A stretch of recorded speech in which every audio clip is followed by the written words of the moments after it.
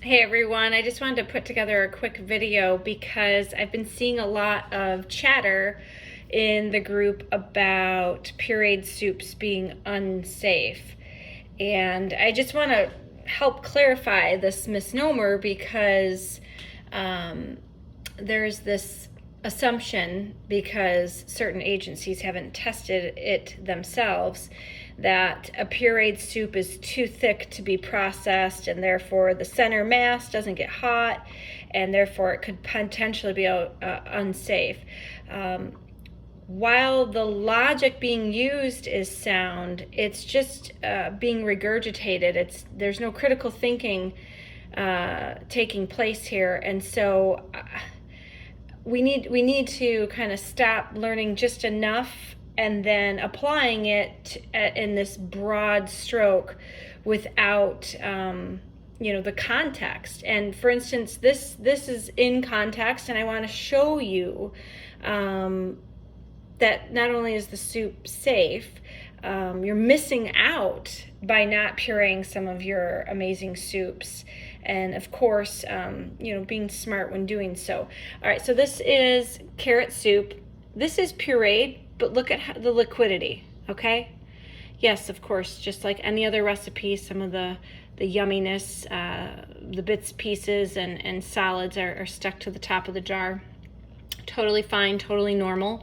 This was preserved in 2017. I know it's probably backwards because it's a video, so it says 9 of 17, so that's September 2017. This is a recipe that I have on my website at canningdiva.com. And yeah, carrot soup in a jar, pureed, totally safe. It is not so thick that the heat during pressure canning didn't get to the center mass. First of all, it's liquid, okay?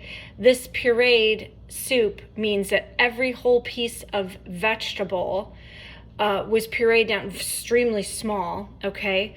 Which now we made it easier for the heat to penetrate every fiber of the vegetable or the food, okay? There's enough liquidity that there is no reason why heat can't get through this. This is less thick than a preserve or a jam, okay? And the fact that we're exposing this to 240 degrees or higher using a pressure canner, you can't get any more safe. So we need to stop with the blanket statements and the broad strokes when we're talking about food in jars. And so many individuals are quick to, scare people, instantly shout no, or put a hyperlink out there that says, oh, well, this National Center for Home Food Preservation says you can't do that.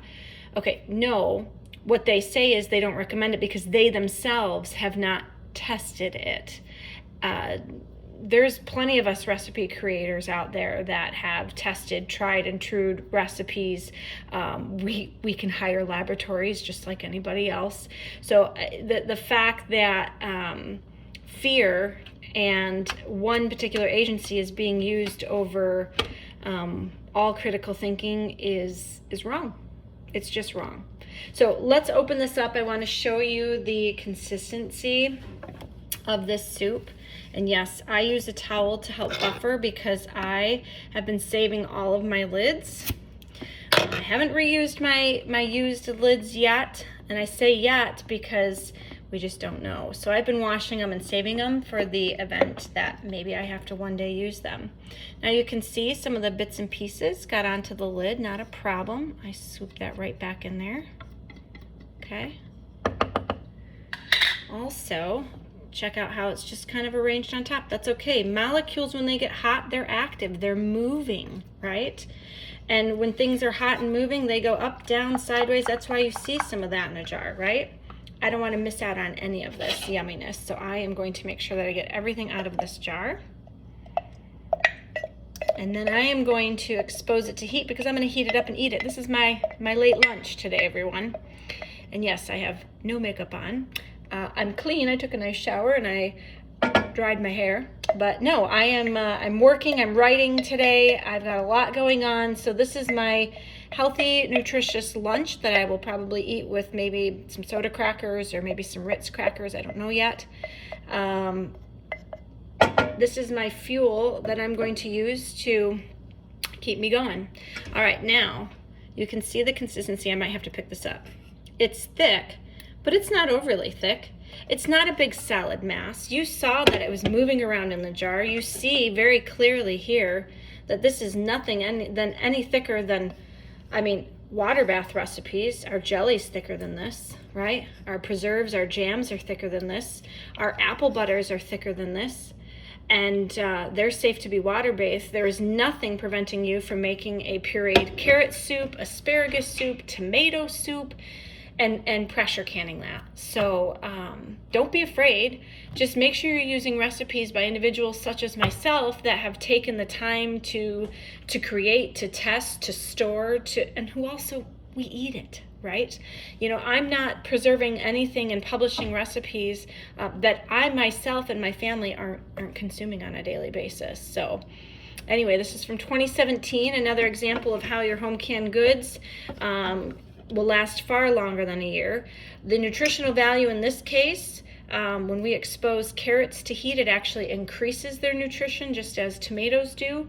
So I'm going to have a really nice power-packed lunch, and this is something I've stored since September of 2017. So we're looking at, you know, just over 4 years, and it's still just as yummy and delicious and fresh as the day I preserved it. So I hope I've helped answer some of your questions, remove some of this negative, fearful stigma. And of course, if you have questions, pop them in the post. Put your comments in there. I'll be happy to answer them. And I look forward to doing more of these quick, simple videos to help you with all of your home canning endeavors. I'm the Canning Diva, Diane Devereaux. Happy canning.